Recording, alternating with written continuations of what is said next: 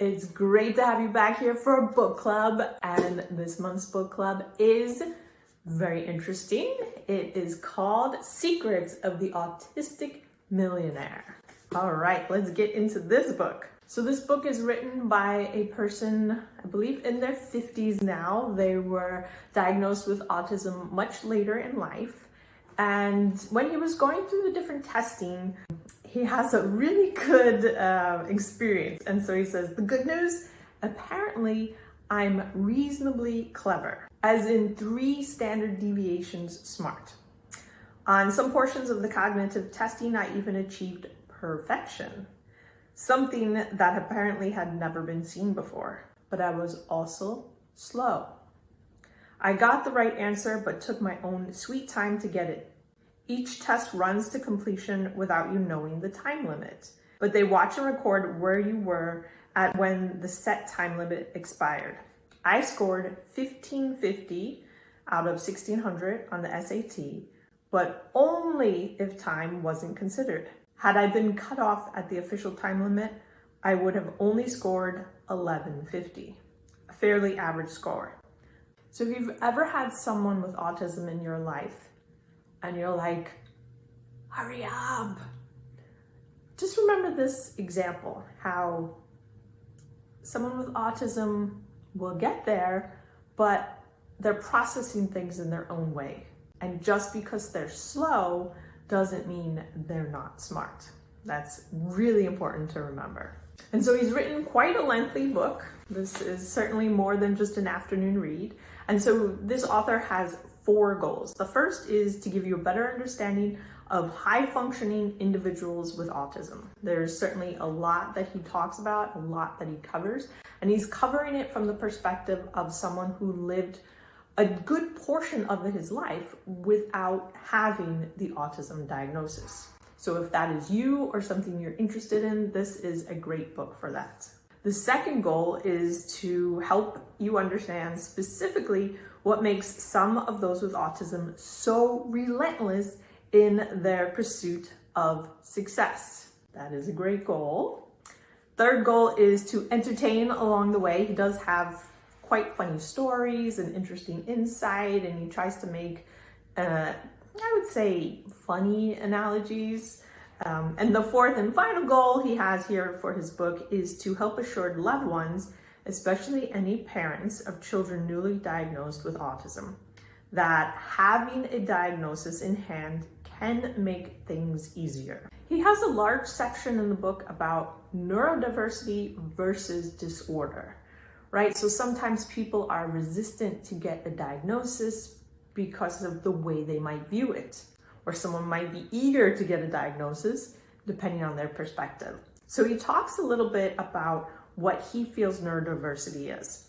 And so he says, for me, autism is best described as simple neurodiversity up until it causes unavoidable pathological outcomes. He says how these outcomes certainly can be mitigated at times with reasonable accommodations to make the situation workable. And that should be explored. However, he talks about how in some cases, such accommodations are impossible or impractical. And he goes, direct quote here, in those cases, if the person with autism can modify their own behavior to accommodate the circumstances instead of vice versa, it would seem to be a reasonable alternative. To do nothing but suffer, to be a victim of circumstance when not absolutely required, just doesn't make sense to me. That's his quote. And he goes on to say how that which cannot be accommodated nor easily tolerated rises to the level of disorder. There are many, many times, even in my own life, where I cannot, try as I might, always accommodate the circumstances. I believe that's when autism symptoms truly become pathological and that the condition becomes a disorder. The symptoms cause unavoidable hardship that you would rather avoid but cannot. He also talks about how he's a believer in creating his own luck, and that is definitely true in the stories that he shares in his book. He really works hard, looks for opportunities, and goes for it. It's quite inspiring. And the last section I'll talk about is he talks about coordination and clumsiness. And it's a very interesting connection between those who are on the lower functioning side. Yes, we do not like that label, but in many ways it's descriptive when someone can't control their body. So a quote here, fundamentally, I believe kids growing up with autism face challenges in coordinating their intent with their bodies, which manifests not only in sports, but also in any area requiring fine motor control, such as handwriting. It is as if the child knows what should be done, but the hands, feet, and body are not willing or able to follow along quite precisely enough. And that is such a clear description that is oftentimes given by someone who is lower functioning. So someone who has trouble speaking, right? So you can see the coordination really does impact people on the autism spectrum. It just depends on the severity. And I think it's really insightful that he describes this issue with coordination, right? He's talking about a higher level of coordination, playing sports, right? Or handwriting. There are some people who don't have even coordination enough to speak. So there's this central theme of the person with autism has an intent, right? They know what to do. They want to write well. They want to hit the baseball. They want to speak, right? And they have that in their brain, but it just has trouble coordinating and coming out. So I really found that insightful to hear someone so high functioning describe coordination issues that really the more and more I speak with people on the autism spectrum, it's universal.